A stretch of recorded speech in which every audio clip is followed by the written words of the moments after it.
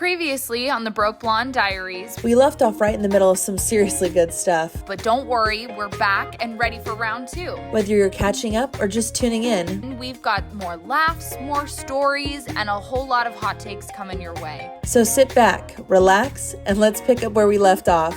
You're not going to want to miss a second of part 2.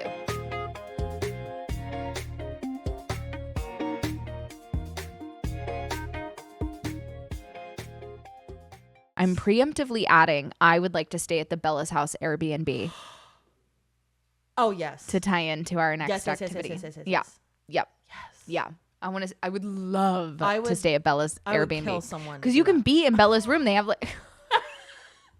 Hold on. I'm very unhinged with my comments. I'm so sorry. You can like sleep in her room with like the ugly dream catcher. I mean, it's like, beautiful, but it's ugly. What's that song where it's like, homie and y'all? Like, she's like, are you in November, December? Oh my God. Or September, October, November, December, where she's just sitting burrs. there and all the burrs. The burr months were just a downhill for Bella. And just like the rotating tracking shot. I was like, of her just me when I'm waiting for a reply text. Me when I'm waiting for my like DoorDash to arrive.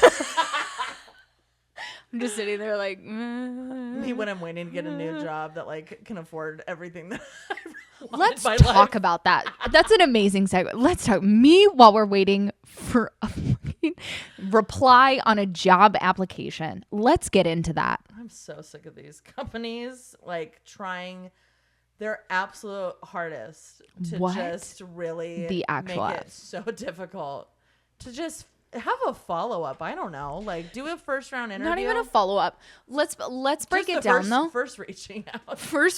Let's talk about the absolute lunacy of a current job application. Okay? Let's talk about the lunacy.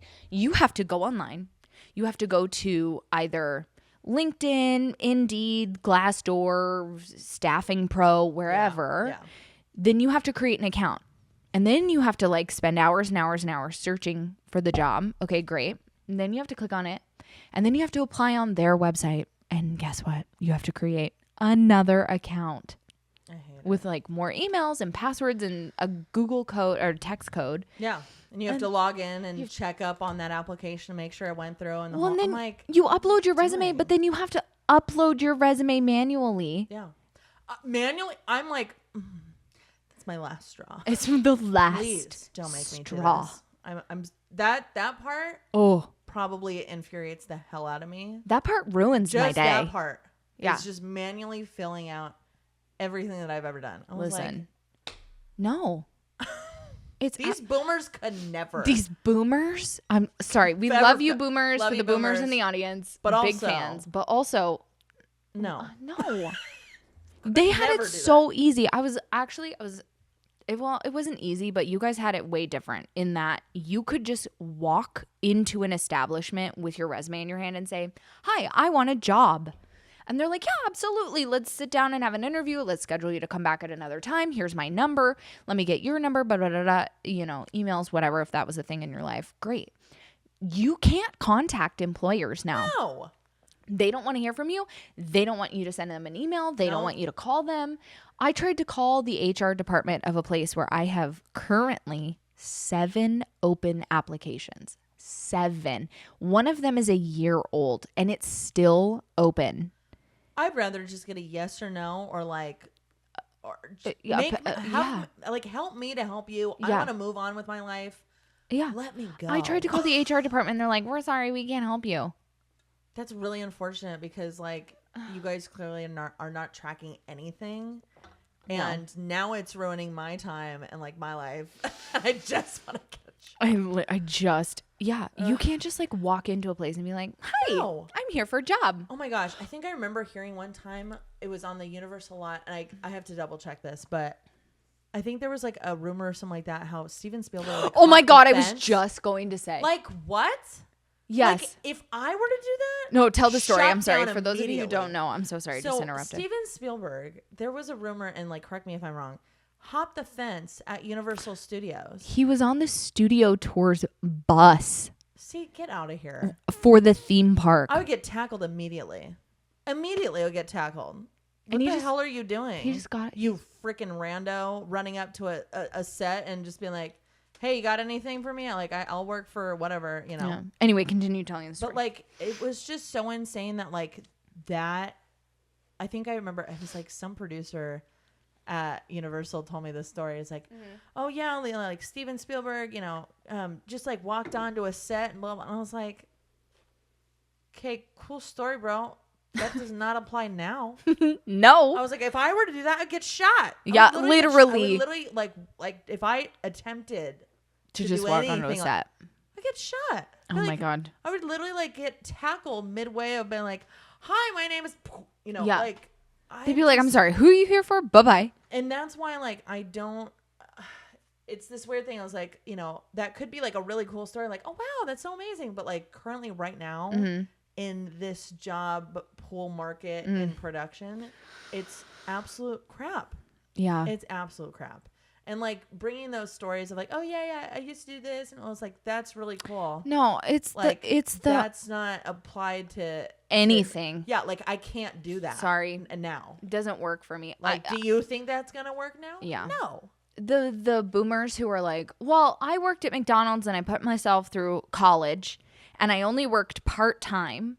And I still had weekends to my like self to hang out with my friends and do my extracurriculars. Or even if you picked up like another bartending job on top of the McDonald's job back in those days, like you're still getting extra income. Plus, they still had time. They still put themselves through college, and then they got out of college, and then they got a job, and they could afford to buy a house. Which again is very admirable. But not right now in like the time that we're getting millennials. No. Millennials are the most educated generation in history. In history, because we played by all of the rules. We were 100%. Told you go to school, you get a good education, you graduate, you get a good job, then you meet someone, you get married, you buy a house, you have kids, you have a dog, and then boom, you buy a van. You've made it. That is the American dream. And now all of a sudden we're like, okay, getting into now is the ultimate stress. It's like a killer. It like really is. It's like early stages of absolute meltdownhood, because you're like a freshman, you're freaking out that you're not going to be able to make it into college and that your life is over 100%. Because you didn't pass PE in 7th grade. Like, and that's the thing too, is like, what? Look, like I have ADD. I went through a bunch of different schools. So anytime for a person who has ADD or has any learning disabilities, you have to get tested every single time you transfer a school. Mm-hmm. Yeah, transfer like 7 different schools within like approximately 10 years. So like, elementary school through like middle school and like high school even. Yeah. I'm like, how many times do I have to do this to prove to you that I have this learning disability?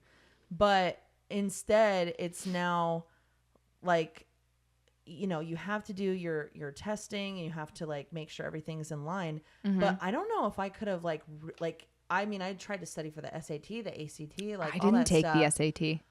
Oh my gosh! Like I took the PSAT. I had a PSAT, the practice SAT. Yeah. I had a total and complete meltdown. High school was hard. No, me too. Let's talk about it. I had to like when I was in the bathroom, I was like talking to myself for real, like you got to figure this out. It was bad. And I was like, I have to get like, I'm like aiming for like bare minimum passing right now, because I didn't even remotely pass. I passed like a couple of the things. Obviously, I passed the history section. Yeah. Obviously. And I wrote my name on it, and that's like 800 points. So like that counts. You're like, get it. But I was like, I can't do this. I'm absolutely not taking this test. And my counselor was like, well, you're not going to have a future. And I was like, okay, great. Just fuck me forever then. Thanks so much for the help. Thank you so much for that lovely little pep talk that you just gave me. And then now. When I went to community college, because I was like, okay, well, I don't want to go to college now. This is an absolute waste of time. I'm just going to go get a job, because obviously that's what I should be doing. I should have bought a house in 2008, not be in 4th grade. So I need to get a jump start on life, It's so true. You literally, like when I got to community college, I had someone, I'm just like you. I was on an IEP all through school, and so I had testing, and I had a learning disability, and she was like, well, you can't pass these math classes, so you're never going to get a degree. Like, you're done. And I was like, are you for real? Sorry, if you're someone in education, look, like I have education, you know, kind of stapled throughout like my family history. Like my mom was like my grandmother, my mom's mom was, I think, the first female principal in the state of California, which you said that. That's what a slay. So, I mean, she was heavy in education. Both my grandparents on just both sides of my family, they were in education or in coaching. Love. And then my mom is, you know, a coach, used to be a coach and a teacher. Like, it was very, if not absolutely vitally important to get as high as of a degree that you possibly can, the whole nine. I'm like, I don't know if I can even make it through college. Like, this is crazy. And thankfully, I mean, I was very lucky to have the opportunity to receive a full ride scholarship for athletics. I love that for you. But I mean, I wasn't like the absolute top of the top. Like, you know, I did what I needed to do, like hard work wise, physicality wise, but I was still like working my butt off in school. Trying my absolute best. And even my absolute best was like, I think the highest I've ever gotten was like a 3.5. Really? Like, for me was like, and that's like huge. Huge. I think I was like the highest GPA like for like an IEP student. Oh, I love that. So, but in my eyes, it didn't matter because it, like, I just compared myself to everyone else, not like my specific circle. So, I mean, I do agree with like a lot of people where it's like, I think it is important to get your education, but I also am starting to realize too, because me and my mom had a whole conversation and debate about this, is college for everybody. And that's not necessarily true now. But like, do I regret doing my education and getting my master's? Absolutely not. I mean, neither do I. I mean, quite honestly, I didn't think I was even gonna like get my GED. No, meaning like I was like, there's no way I'm gonna pass. Like, no, there's no way. There's no way. I would never in a million years would imagine that I would get a master's degree. No, oh my God, for real. I was sitting there on the day of my graduation. Gosh, I turned over and I looked at my mom and we both just started crying. Sobbing because I was like, is this actually happening? I'm sitting in a church. I'm wearing an honors scarf for my master's degree. I wrote like a 15,000 word, basically short book. On my dissertation is absolutely insane, and like the parts that like I like was reading through and like I haven't like read it from like start to finish. So hard, but just like the meat of it, I was like, this is so incredible. Thank you. I'm so obsessed with this. That like there's just the amount of like research and detail and like. And your own conclusion of things is so incredible. I could never do that. I appreciate it. But you found your niche. But I found it, right? I mean, if you find your niche within, you know, your learning disability or whatever you have, there is such a superpower strength to that. Listen, we would not be having this conversation if obviously my mom, major support, sister, major. I mean, like family major support. Yeah. And we know not everyone has that. We know not everyone has that. Yeah. But quite honestly, aside from my mom, I was like, okay, I'm not going to college. And then my mom went to a school called FITM, the Fashion Institute of Design and Merchandising in downtown LA. And my sister had just gotten into FITM as well. My sister is a creative. My mom's a creative. And I'm like, okay, well, I don't want to go to school. I like forget this forever. But whatever, I'll go to a meeting. Yeah. Kathy Gilbert, if you are in the audience listening to this, Kathy Gilbert is the best school administrator. Oh. She sat me down and she was like, well, what are you passionate about? And such an important question. I was honestly. Like, no one in a college has ever asked me that. All I've had to take is math and English, and I had to take English. Dude, I'm terrible. That's a secret. The amount of times I had to take English is a secret that I will take with me to the grave. No one will know how many times. I don't even know. I can't even tell you. But no, I mean in college. Oh shit. Uh-huh. Period. You think hate English. Oh. I'm terrible at it. It's school, not a thing. School in general, God. And no one had asked me because I was taking all the undergrads. Like, I'm not dumb. I just struggle with school. Yeah. I love reading. I could read an old novel any day of the week, whatever, write an essay. She looked at me and she's like, what are you passionate about? I spent 45 minutes talking about a freaking chair. I just immediately jumped into this soliloquy on a chair. She was like, And like the like methodology behind the design of this chair and the design of this chair and the room I would put it in and the historical context. It's like this beautiful cane back chair and it has a cage on the bottom and there's a beautiful Asian influence to it. And it's not chinoiserie, but it has that like essence about it. And obviously that's the like blue and white porcelain, but it fits in that type of room. So it has that essence. Yeah. And I like could not stop talking about this chair. And she looked at me and she goes, okay, so obviously you're going into interior design and interior architecture. And I was like, oh. And she's like, you're our history person, right? And I was like, well, yeah, my whole life. She clocked that right away for you. She clocked that in about 2 seconds. Yeah, she was like, okay. And I was like, oh my God, I think this is what I want to do with the rest of my life. And I got to take art history classes, which I had already been doing in school and on my own time. And my aunt's a historian, which we talked about. And my mom's a creative and she's so talented. And I ended up getting a 4.0 every year I was at FITM. That is incredible. I became the president of the Academic Honor Society. Period. At oh my God. FITM. I was like, why am I the head of a sorority right now? You're like, what is happening? What's happening? How did I get here? Yeah. I was like, what is going on? And then I applied for a grad program on a whim because I ended up becoming a docent. My grades and my like background were good enough. I got the confidence to go be a docent at the Getty Museum, which is my favorite place on earth. It's my happy place. And I was like, I have to work here forever. Getty, are you hearing this? At the Getty, in all caps, at the Getty. It's about Getty. Time. Please.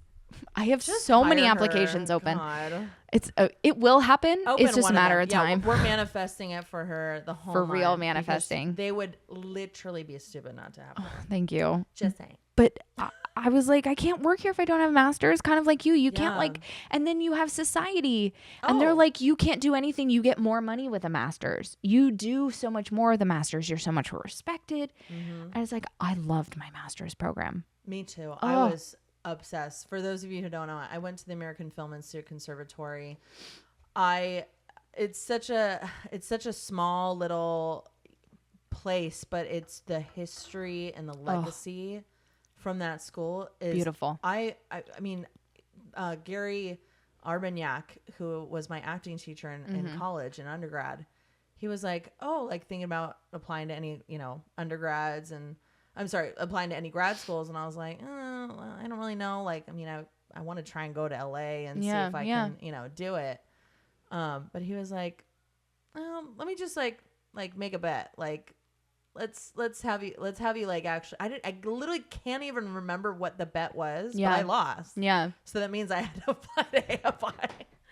And so I was like, I'm not even going to get in, Gary. Like, what's the point? Yeah. And thank goodness for my mother. Like, me and my dad had to me and my dad were like filling out that application, and it was late at night.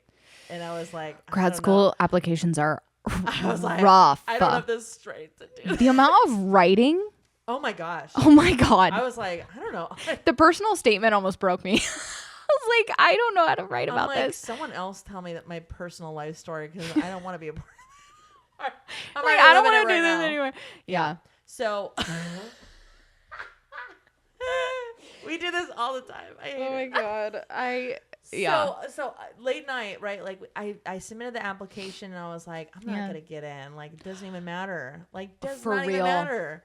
So Yeah. I applied to like all these different, film schools, and I was like, it doesn't matter. I'm just gonna plan to go to Los Angeles, the whole nine, and hopefully figure it out. Well, it was like, I believe 2 weeks before I officially graduated in undergrad. And I think it was like, I think it was like the third week. Like, so it's like 3 weeks before I graduate. Yeah. They're like, oh, like you got on the wait list. And I was like, woohoo, I got on the wait list, period. Yes. Not ever thinking that I would actually be selected. So I was just like in my own head and to myself and to obviously like my friends and family. I was like, I got on the wait list. I got on the wait list. I was like, I'm definitely not going to get in, but I got on the wait list. I'm definitely not doing it, but it's cool that I'm here now. Exactly. And and then I can say that I got on the wait list. Yeah. So, and then I think it was because it's super prestigious. Yeah. Yeah. I can't remember like the percentage of like admittance. It's like 1% or like Oh my God. It's like really freaking tough. low. And I was like, yeah, not me. So Well. then I think it was 2 weeks before I officially graduated, and then that's when I got an email saying like, you've officially been admitted to the producing fellowship for AFI. And I was like, oh God, I have to really do it now. Do you remember where you were when you got your Yes. acceptance letter? Because I have a 100%. vivid memory of where I was. 100%. Where were you? I was, oh my gosh, this had to have been like, so I helped out with my all my club volleyball guys. I helped out with like the team, and like it was such a fun time. I love all those boys. They are like literally like my second family. I love them all. Aww. But I had like just hung out with like 4 of them. Mm-hmm. And then I like kind of like went outside and I got an email and I was like, okay, well, let me just like walk back to like, you know, my common area or whatever. Mm-hmm. And I got that email and I was like literally looking up at the sky. It was like so beautiful. And I just remember looking at it where it says like, you've been accepted. Because I would just thought it was like, oh, like, thank you. Applications closed, the whole 9. So I was like, oh, whatever. And I opened it up and I was like, oh my God, I got in. Oh. And I was like, wait, what does this mean? Like, what am I Jess. doing? And then I started like crying. Because I was like, there's no way. This has to be a mistake. Like, I was thinking it was a mistake the whole time. Oh, babe. So I literally had to, I think I literally had to like FaceTime my mom and like send her screenshots like, can you read this? Because I think I might be blind. Like, I was like, I don't think I can read. I'm just convinced I know a lot of words. Someone needs to read this like immediately. And she was like, no, babe, you got in. And I was like, just like, like in that moment, I was just like thanking God because I was just like in such a state of like, I don't know what I'm going to do with my life. I don't know what's going to happen after God. Like undergrad. I mean, yes, that time right after you graduate is still there. So scary. Still there, babe. It is spooky out in these streets. It is spooky. It is so spooky. So I am gooped and gagged for my life. I got in. I really found like, I don't know, my class in particular from AFI is like my second family. Like I think we were like the most. I think I remember the first week they were like, oh, so like, yeah, everyone's usually like cats and dogs fighting with each other. And all of us were looking around each other like, what are you talking about? Like we were having the best time. Oh, I like love everyone that. was like cheering for each other. Like we were all in the same boat. We're all in this together. Yeah. Like, iconic. No, truly, because it was, I mean, it's like stress bonding. That's exactly what it was. Yeah, it can be. Stress bonding and seeing if you can like, you know, make a movie in like X amount of days. And try and beat everyone else out. I mean, it was intense, but I'm so incredibly creativity grateful. boot camp, babe. 100%. Yeah. But I'm so incredibly grateful for that experience from, you know, even though it was like probably one of the toughest things I've been through, like mentally, physically, no sleep, club, another club, no sleep, another club, plane. Yeah. Yeah. Without the plane. But again, I after getting that degree, I was like, oh my God, like I could do anything. I'm like, so smart. It's just smart. And again, like this is a film degree we're talking about, people, not like an academic type mathematical scientific situation. Okay. So I understand that. But yeah, I mean, just a degree is a degree. You have a master's degree. You get to check that box. And it doesn't matter what it is. And no one can take that paper away from you. So never. That's why I'm like, for me, I'm like, you earned it. I did earn it. And I'm very proud of it. But I'm also like now realizing like there are certain people that I think if you find your niche or you find whatever you're passionate about. Yeah. Like, and it doesn't require a degree and, you know, go for it. Oh my God. You'll be so much happier about your life and the way that you want to pursue things in the Yeah, future. yeah. Like if you love what you do, you'd never work a day in your life. I could Like I don't literally know how many times I had that say to me, but it's so true. I can't tell you the amount of times I like used to roll my eyes at people saying that to me, and I'm like, you're a liar. you're a liar. You're full of it. I don't believe you. And now I could not agree with that more. Yeah. I mean, literally 1,000%. And I quite honestly, I don't think I would have, before I had my academic journey, I don't think I would have pursued college if my passions and my career path that I chose didn't require academics. But I'm so grateful that they did, Yeah. because I turned into a true academic, like a person that I was always supposed to be. Yes. Like you found your people too. Yeah. And I found academics for myself, not for standardized testing. Yeah. 100%. 100%. Standardized testing ruined me. It ruined my Trash. self-confidence. It ruined the way I thought, my critical thinking skills. I second guessed everything. Yep.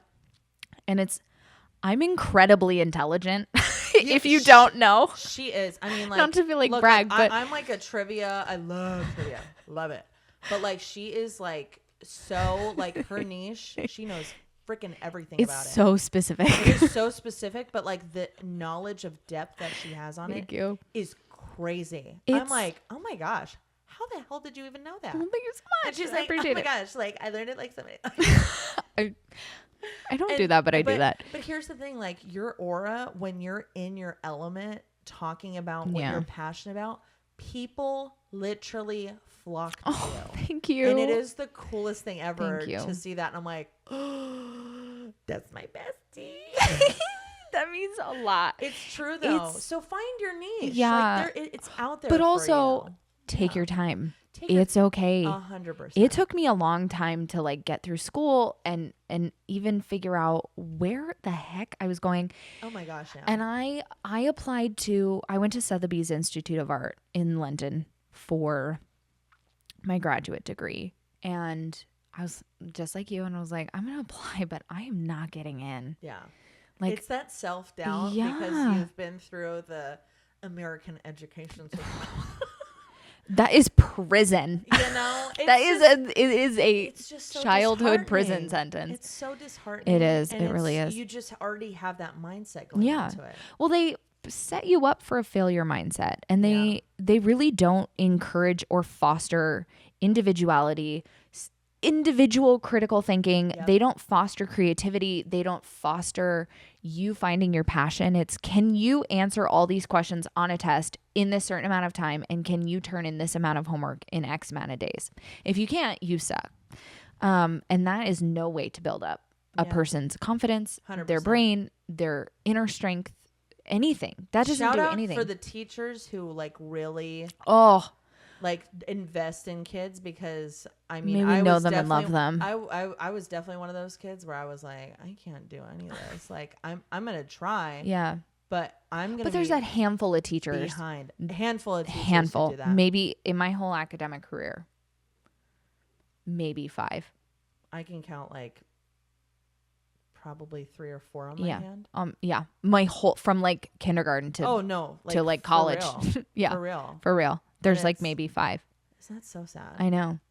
But I mean, and when I finally found it, because I've always loved art history, and when I finally gave myself permission to be like, To oh be my like, God, I'm okay. actually like really good at this. yeah, like oh wait, like for me, like I didn't think that like film would even be an option. I was Yeah. just like, oh, that's like magic. They like make those movies and it's not. Yeah. And I was like, maybe I'm like brave enough to You are brave try enough. it out. You're brave enough. You're brave enough. But with you, with art history and like going to London, like what was that experience like? Because that is like so insane to me. Well, Like let's. going to London and like art. I mean, the amount of history there already. Oh my God. Like that must have been like your dream.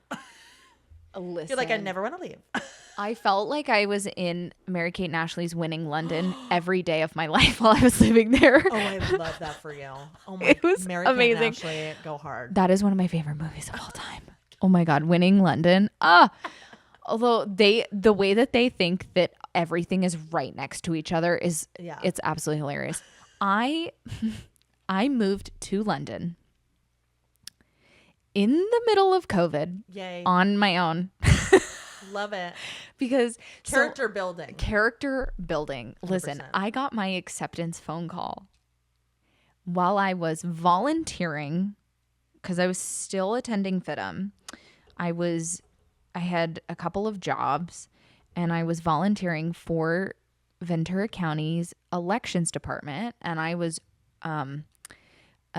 running an election table for the OG Trump Biden election. Dead. I was in charge of a table, a That booth. is crazy. I was, yeah, oh my God. What year was that? That was 20. It was November.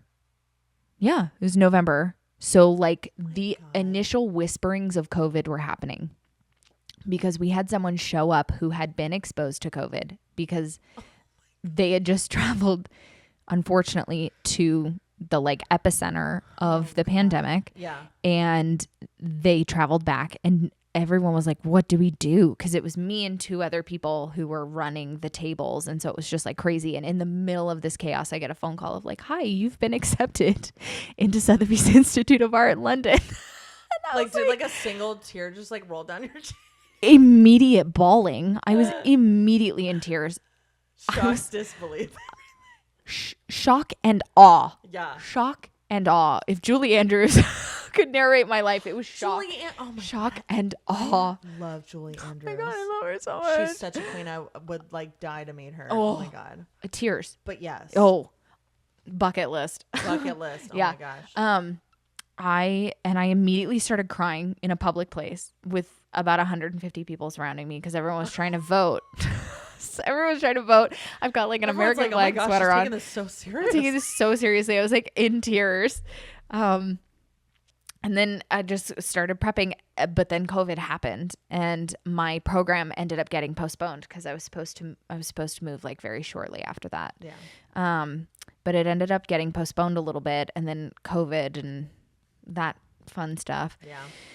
And I ended up moving. My mom was supposed to go with me and we were supposed to set up my flat and she was supposed to stay for a couple weeks and like help me move in because your girl does not pack light. So we needed some suitcase assistance. I love it. And that ended up not happening. So I, with my loan money and my scholarship money, because it was COVID and the plane was empty, I bought a first class ticket for like $400 to London. That is so wild. By yourself. By too. myself in the middle of COVID. Oh my God. It was me and two other people in all of first class. Like, It was I'm just absolutely thinking wild. about like you getting off the plane. Like, no one's going to freaking help you. You have to Me and my 10 suitcases. stop. No, for real though. Stop And it. then I get like carted to where my flat was and all of the Hauled Amazon off like cattle. You're literally like, drop me and my 10 suitcases of my just life on the off. curb. I'm like, okay, bye. And I walked in and my flat was filled with Amazon boxes that we had ordered because I moved into nothing. So I had no plates, I had no cups, I had no Like toilet paper, Like I had nothing. I had no The hand soap. toilet paper. The Oh my gosh. toilet paper. That was a pandemic in and of itself. 100%. So we like Scary times. because you're moving into an empty flat. You have nothing. And then I had to quarantine for a week. It was like 5 days, and it was crazy. But the second I got out of my flat and I got to meet all of like the fellow kids in my class and all of my professors and actually see where I was living. I was living in Bloomsbury. That's where I initially moved to. And it was, oh my God, honestly, probably like one of the happiest years of my life. I loved my class. I loved the girls I became friends with. Like those girls they got me through the program. My professor, like I talked about Barbara last episode. Shout out Barbara. Barbara is one of the 5 in my life. Barbara is such an incredible support. She actually helped me come up with the topic for my dissertation, which I love that. I know. I was just going to write an academic and artistic deep dive of research on a female artist. She was the first female miniature artist in the Tudor court. Her name is Susanna Horenboot. Oh, cool. and she painted miniatures. It's so cool, but her dad and brother ended up taking credit for a lot of her work, and I kind of wanted to look deeper into that. But I ended up going with the material culture of the abolitionist movement in the United States and United Kingdom in the 18th and 19th centuries. It is really so amazing. Like, It was a her good project. dissertation is so cool. Like, Thank you. when I like read like some of it, and I'm just like, it's incredible. Thank it really you. is. I And worked I'm like, really hard on wait it. a second, I remember this. Like, again, because I homeschooled for a little right. bit, so Yeah. I was like, oh my gosh, no way. I It was a know. fever dream. I thought I remember this, and I I was like, this know. is so crazy. There's some crazy influence from anti-slavery movements on current culture. We actually really should do an episode on that we can do because an episode on that for sure. wild. It was the wildest thing moving to London. It was the best thing I ever did for myself. It was the hardest thing I've ever done. Stepping out too, and just like going about the world on your own. You're like, oh my god. It's like, okay, Sure. let's do this. I guess. I guess. Okay. Are we sure we trust me to do this? Like, Yeah, 100%. are we sure? Okay, cool. I'm Sure, in. let's go with it. It was amazing. It was I want to go back at some point in my life. Oh my god. I've never been to London. Is that like a special trip that we'll do in the future? Maybe. Is that a bucket list? Is that a bucket list item? I think Look it's a at bucket list. all of our bucket Actually, list no, items. I'm making that a bucket list We're item. definitely doing that. You've We're never been to London. Never been to London. Okay, well, you now have a personal tour guide.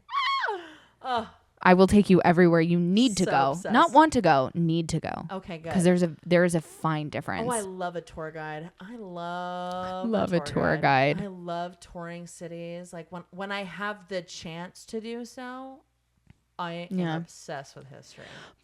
Obsessed. Like, get me on the History Channel. I want to go to that place. Like, Yeah. I love it. Oh. I absolutely love it. But yeah, That's that would like be so sick. The I would love happiest to do thing that. ever. I love it. I'm in. Oh my But I gosh. mean, happy moment, not to like bring it down. Am I 100% convinced though that degree has changed my life career-wise? I don't know. Yeah.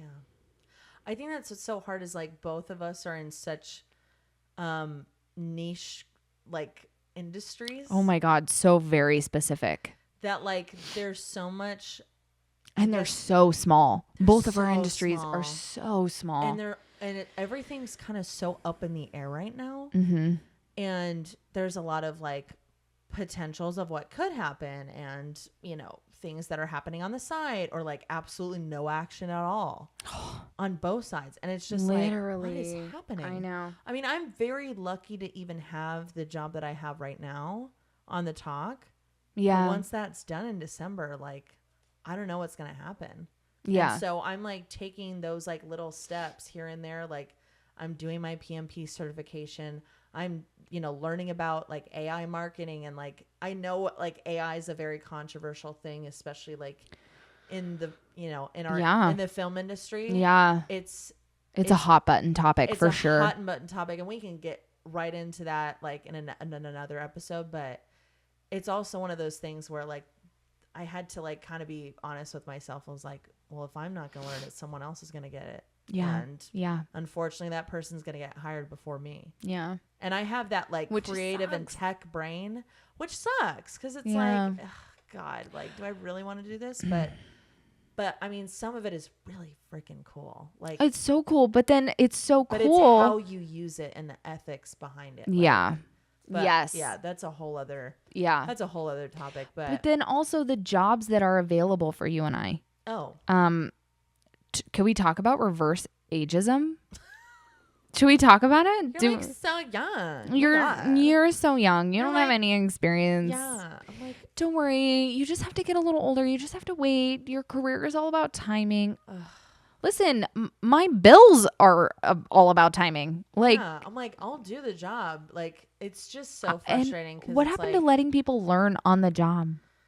I don't know, man. I think like when I don't know, at least for me, if I'm hiring someone, I'm looking at like how ambitious is that person? Yeah. Like, do they like, I hate to say this, but like the kind of energy someone brings to a job, an interview is so vitally important. And I think that just gets looked past, like all like, okay, what's physically on the resume that hits all the requirements and the age and this, like, is that a trustworthy age to allow them to do all of these really important things? Yeah. And I'm just like, what? But I think that the older generation looks at us and they're automatically like, oh, they just don't want to work hard. And they're lazy. They're lazy. They don't want to do the job. And it's like, I'm like, you tell my parents who raised me, like, you're kidding. Sorry, what? Work my butt No, off. I will absolutely do the job. Here's what I won't do. I will not be underpaid 100%. for the job that you have given me a mile-long rap sheet of responsibilities for. Like, I am not about to do that and sacrifice any semblance of work-life balance and health.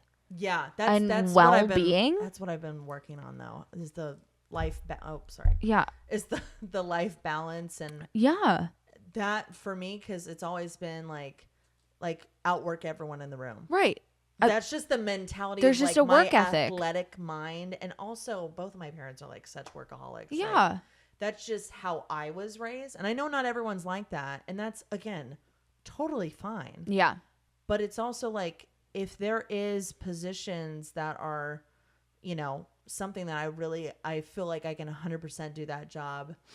It's just, it usually gets turned into like, hey, like, I would love any criticism or feedback to what I could have done better. Yeah. Sometimes it's, you know, very like legit things. And I'm like, okay, yeah, I can definitely work on that or speaking. But sometimes it's like, well, I think like you have all the skills and have all the different requirements that we have. It's just, you know, you're so young right now. Yeah. So I'm just like, and there it is at the end of the day. I feel like that's not like, I feel like it's BS, excuse. but it's not. Yeah. And it's like, I could outdo anybody if given the time and the opportunity. But that's where it's like opportunity, like when that thing comes, it's like the luck and the hard work that come together is what creates that opportunity. So that's why I'm like always staying on my toes about that. Yeah. And I know I've said it already so many times, is please pay me. Please pay me what I'm worth. Yeah. Please, because you are hiring me for this position that is incredibly specific and unique. Yeah. That's why that job is open.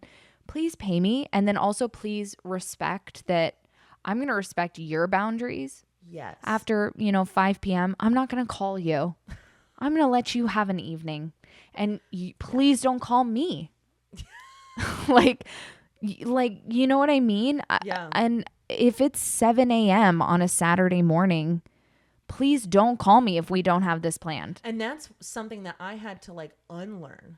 Oh, I know. I don't even think it was learned. I think it was just more so out of like, I'm such a people pleaser. Oh, now, so bad. I would say me too. I used to be a people pleaser. We're recovering people pleasers. Because it is so real when like I don't know if it's something with like ADD. I'm actually very curious about that. We're constantly trying to justify our existence, Jess. We're 100%. Trying to justify the space we take up. Yep. We're trying to justify the fact that we're younger than everyone else in the room, that we have more to prove, that we've also struggled. Yeah. I'm also used to working harder than everyone else just to get a decent grade that everyone else is just like, oh yeah, I can whatever. Yeah, that's totally fine. I can easily do that. I'm like, you didn't even crack the book for this one. Like people, like if let's say like a student, spends 2 hours max on homework. That 2 hours has now doubled, if not quadrupled, for me. 4 to 6 hours of homework. 100 on top every of athletics. Day. I'm like, take away the athletics part. 4 to 6 hours of homework, like for someone who has like, and that is a tooth and nail fighting to stay mentally in that, and like to really, absorb it. Really absorbing the information. Yeah. And it's just like, it is tough, man. Mm-hmm. It is depressing. It is hard. So many things. But I guess that's just what we're used to when it comes to people pleasing. It's like, I'm so used to like working so freaking hard. So like, other people don't have to. Yeah. And like, your existence is justified. 100%. But yeah, that's definitely a thing. Yeah. It's definitely a thing. So And it's so unhealthy. It is. Especially for our generation. I know so many people our age that are struggling in their jobs and careers because no one takes them seriously. No one gives them any respect. Yeah. No one thinks that they're worthy of being there because we're the entitled generation. We're the lazy generation. Which, like, look, we're gonna be 100% real here. Yeah. Like, I get it. I know people who are lazy as hell, and yeah, those people should not be working at that position. Mm-hmm. Like, totally get it. But guess what, Boomer? Those people are your age. Like, I'm so sorry to say that, but like, it's so true. In the comments, anybody our age, please tell me that I'm wrong. Every job that I've had, the person that's the laziest in the room, it is not the millennial or the Gen Zer. 100%. I hate to say that. I hate to say it, but it's true. It is true. At least through our experience. At least we know how to open a Google Doc and download it into a PDF file or a Word doc. Or put it on a flash drive. Or like open up, specific softwares or, I mean, it happens. Or just Look, use like, here's email. the thing. Like, I think it's what's the word? Like weaponizing incompetence. Oh, Well, yeah. They like don't want to learn. Damn. And they'd just rather give it to us who was like more technologically advanced. The saying is shit rolls downhill. As disgusting as that is. Thanks, Mom, for that one. Appreciate that. But for real, they don't want to do it, so they'll pass it off to you because they're like, yeah, whatever, it's computers. You can do it. Yeah. And instead of taking 5 minutes to figure out that you just have to double click on the Google Chrome application, it'll open if you just double click.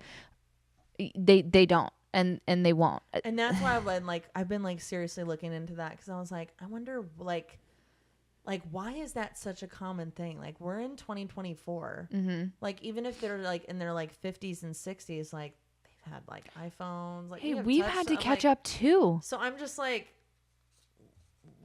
yeah. There's a level of like maybe weaponizing incompetence that happens there because they're like, it's almost kind of like passing off the task to someone else so I don't have to deal with it because I have more important things to deal with. Yeah. But I mean, the millennial generation, like our generation, well. Yeah, I'm Gen Z. Technically, you're Gen Z. Which is like so weird to me because I was born February 9th, 1997. I'm technically the oldest Gen Z, which is like so weird to me. Because I also relate to the millennial generation too. Which is me. Which is hilarious. Because I'm a millennial because I was born in 95. Man, this was such a fun topic to talk about. We've talked about so many different things. I know. This was such a good episode. I love it. Very diverse episode. Very diverse episode. Oh my gosh. We've had like such a fun time today. Yeah. Thank you guys so much for watching us. Obviously we're going to keep the episodes going. Again, we're still new at this, but we're having so much fun. And I hope you guys are having fun too. Please like, subscribe, turn post notifications on for any future posts that we have in the future. Follow us anywhere at the Broke Blonde Diaries, be that Instagram, TikTok, YouTube. Yeah. Podcasts, wherever pods are cast, you can find us. Yeah. And like, please share like your thoughts and opinions on this. I mean, I think it's so important to have so many different perspectives of just everything that we've really talked about. Civil discourse, it is the keystone to society. 100%. Yeah. But I think we just want you guys to have fun. Yeah. And just like whether you're listening to us like on your way to work or like just coming into the office or listening to us as you're dozing off to sleep. Yeah. Which I love to do. Or even if you're at school, like if you're sneaking that little AirPod in your ear, like hello. We're happy to be here with you.